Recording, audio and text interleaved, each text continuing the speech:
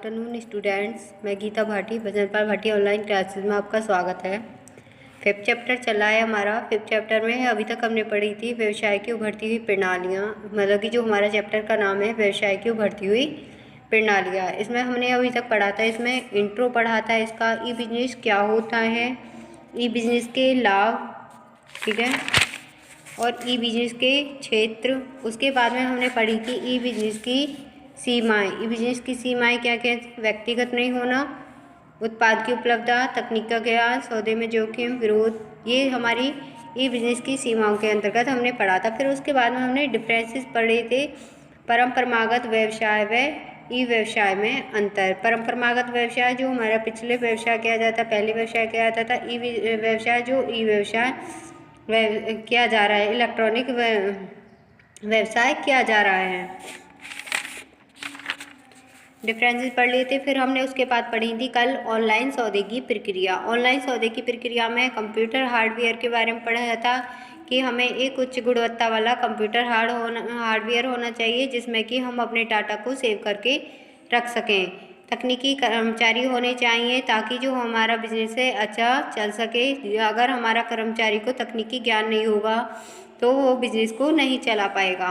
भुगतान किस प्रकार करना है, कंपनी के खाते में करना है या सीधे कंपनी के खाते से तुरंत भुगतान करना है, कैश ऑन डिलीवरी करना है, बैंक से ऑनलाइन भुगतान करना है।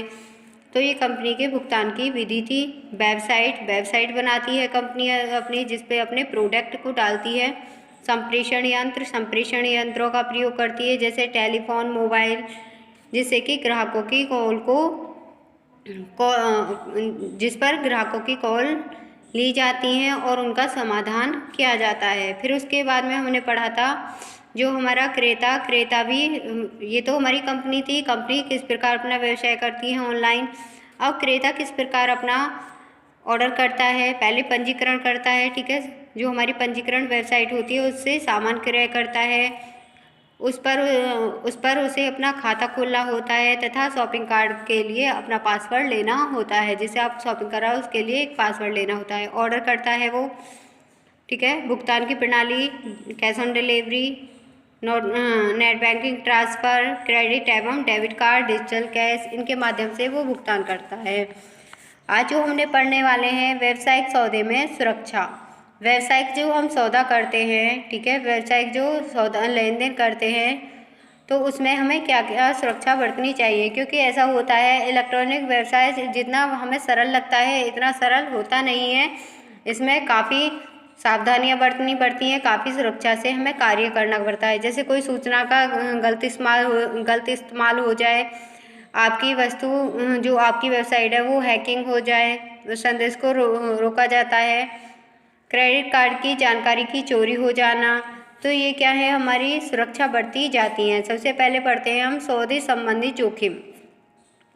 ऑनलाइन व्यवसाय के व्यवहारिक जोखिम, जो हमारी ऑनलाइन व्यवसाय है उसमें क्या क्या व्यवहारिक जोखिम आ सकते हैं, ठीक है। ऑर्डर लेने से यदि ग्राहक मना कर दे, ऑर्डर यदि ग्राहक नहीं ले रहा है या आपकी कंपनी द्वारा गलत ऑर्डर दे दिया जाता है, सपुर्दगी गलत पते पर दे दी जाती है, जो मतलब कि जो हमारा प्रोडक्ट दिया गया है उसकी सपुर्दगी किसी दूसरे स्थान पर पहुंचा दी जाए, क्रेता द्वारा भुगतान प्राप्ति में असुविधा,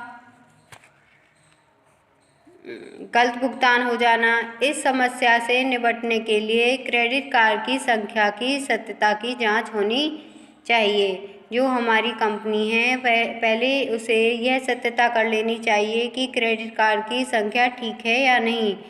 यह देखना चाहिए कि क्रेडिट कार्ड के लिए बैंक में धन है अथवा नहीं, कि जो हमारा ग्राहक है उसके अकाउंट में धन है या नहीं जब वो क्रेडिट कार्ड से माल को दे रहा है। आंकड़ों के एकीकरण का जोखिम। आंकड़ों के एकीकरण का जोखिम निम्न प्रकार है। सबसे पहले है वायरस। जब हम अपने आंकड़ों को एकत्रित करके रखते हैं तो ऐसा होता है कभी कभी हमारा कंप्यूटर हैंग हो जाता है, उसमें वायरस हो जाता है जिसके कारण पूरा डाटा उड़ जाता है। तो इन सब से बचने के लिए हमें क्या क्या सावधानी बरतनी चाहिए। सबसे पहले वायरस, अगर हमारे कंप्यूटर में वायरस आ जाता है, ठीक है, और पूरा आंकड़ा हमारा गायब हो जाता है, अतः किसी भी बाह्य फ्लॉपी एवं सॉफ्टवेयर का प्रयोग करते समय एंटीवायरस लेना चाहिए। जब भी आप अपने किसी भी डाटा को ले रहे हैं, ठीक है, बाहरी डाटा को ले रहे हैं, ठीक है, तो उससे पहले एंटीवायरस का प्रयोग करना चाहिए ताकि आपके लैपटॉप में, कंप्यूटर में वायरस ना पहुँचे। इसके निपटारे के लिए विशेष आपराधिक सेल की स्थापना की गई है। वायरस की रोकथाम के उपाय करने चाहिए। सेकंड आपका हैकिंग।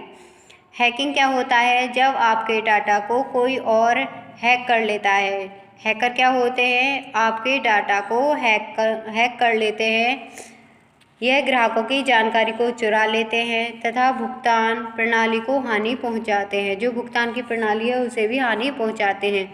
इसके निपटारे के लिए विशेष आपराधिक सेल्स की स्थापना की गई है।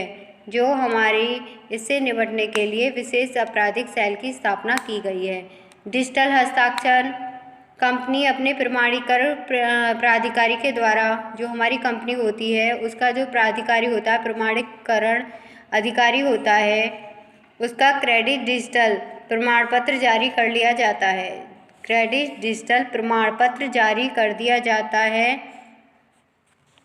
जो ग्राहक की पहचान की सुविधा में सहायता देता है कि ये वही ग्राहक है या कोई और ग्राहक है, ठीक है। बौद्धिक संपत्ति और गोपनीयता का जोखिम।